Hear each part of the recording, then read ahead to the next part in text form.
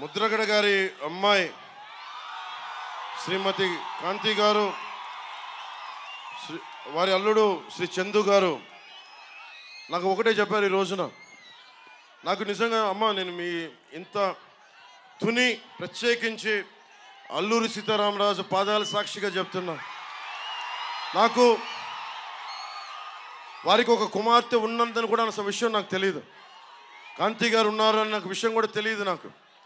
నేను మనస్ఫూర్తిగా చెప్తున్నాను, నాన్నగారిని ఒక మాట అనాలని కానీ ఆయన వైసీపీకి వెళ్ళినా నాకేం ఇబ్బంది లేదు, గౌరవిస్తాను పెద్దల్ని.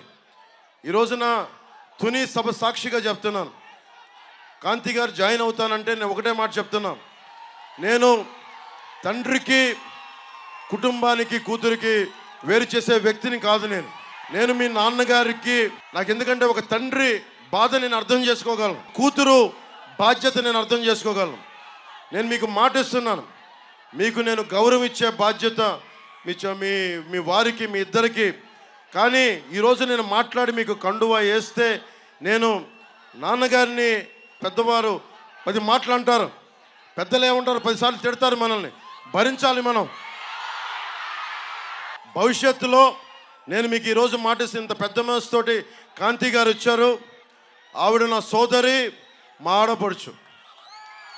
నేను మిమ్మల్ని ఎన్నికలకి వాడుకున్నాడు పవన్ కళ్యాణ్ జనసేన అన్నది కాకుండా, మీరు నన్ను మీ ఇంటికి తీసుకెళ్ళండి, మీతో పాటు అప్పుడు నేను మీ ఇంటికి వస్తాను. నేను మిమ్మల్ని తీసుకెళ్ళి, ఎందుకంటే మనం ఎన్ని గొడవలున్నా మనం వచ్చి కూర్చొని ఆయనతో మనం విభేదించవచ్చు, అభిప్రాయ భేదాలు ఉండొచ్చు, పాలసీ పరంగా విభేదాలు ఉండొచ్చు, కానీ వేరే పార్టీలో ఉండొచ్చు. కానీ నేను ఇచ్చే గౌరవం అందరికీ, పెద్దలందరికీ ఇచ్చే గౌరవం. మనం కలిసి ప్రయాణిస్తున్నాం, కలిసి ఉండాలి, విడిపోకూడదని కోరుకుంటున్నాం. నేను సగటు రాజకీయ నాయకుడిని కాదు, నేను మీ ఇంటి వాడిని, మీ కుటుంబ సభ్యుడిని, మీ సోదరుల్లో ఒకరిని, మీ అన్నదమ్ముల్లో ఒకరిని, సాటి మనిషిని, మానవ హక్కుల్ని కాపాడుకోవాలనుకునేవాడిని. నేను ముఖ్యంగా సోదరి కాంతి గారికి, వారి శ్రీవారు చందు గారికి కూడా ప్రత్యేకించి నేను మాటిస్తున్నాను, మిమ్మల్ని అందరి కుటుంబ సభ్యులతోటి మిమ్మల్ని తీసుకెళ్ళి అప్పుడు నేను జనసేనలో మిమ్మల్ని సంపూర్ణంగా ఆహ్వానిస్తాను. ఈరోజు రోజున జనసేనలో ఉన్నారు, కానీ మిమ్మల్ని చెయ్యపట్టి సగర్వంగా తీసుకెళ్ళి, మీరు తీసుకెళ్ళండి, ఆయనకి చెప్పి మిమ్మల్ని తీసుకొస్తానని మనస్ఫూర్తిగా. ఇక్కడ మీరు బాగుండాలి, తల్లిదండ్రులు దీవెన ఉండాలి ఎవరికైనా.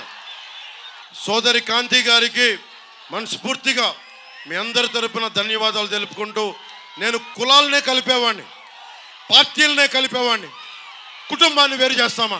కుటుంబాన్ని కలుపుతాం. ముద్రగడ గారిని, కాంతి గారిని కలుపుతాం తప్ప మనం కూర్చొని వేరు చెయ్యం. అలా పరిస్థితి ఎప్పుడు తీసుకురాం.